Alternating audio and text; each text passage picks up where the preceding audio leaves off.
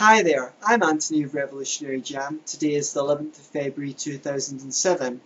This is the first in what I hope will be a series of short videos on various political issues that I find important. Today I'm going to talk about economic growth. Economic growth is in many ways a deity of the modern world. Politicians and economists bow before this figure. Corporations and banks set their agendas by it. But what does it actually mean to us?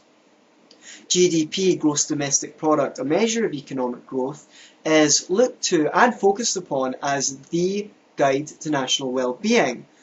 In reality, it's only the total value of all the goods and services produced in a country in a year. It completely overlooks what those goods are, how useful they are, who bought them, how they were produced and at what cost, and also the environmental cost of having produced those goods.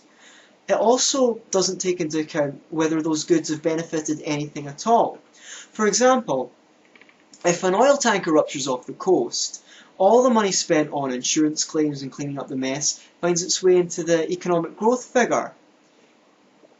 Just the same as if that money had been spent on housing the homeless or better education. If someone gets ill, the money spent treating that person is represented in the economic growth figure.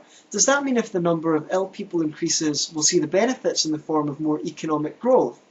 It's a complete fallacy of Western economics. It should only be one figure in a list of figures used to make judgments and gauge national well-being, rather than the be-all and end-all of our economic policy as it currently is. A 3% increase in economic growth does not equate to a 3% increase in living standards by any stretch of the imagination.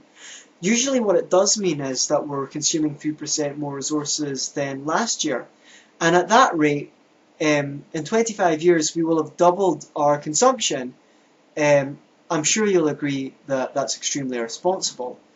Wouldn't it be better to consume less at greater benefit by integrating more durable, repairable and recyclable goods as the standard for society? That way we'd all save money on buying the same products again and again, and an untold number of jobs would be created in the relevant industries. Only a system of insanity would damage the earth more when it's successful than when it's in recession. Well, that's precisely what our current system does.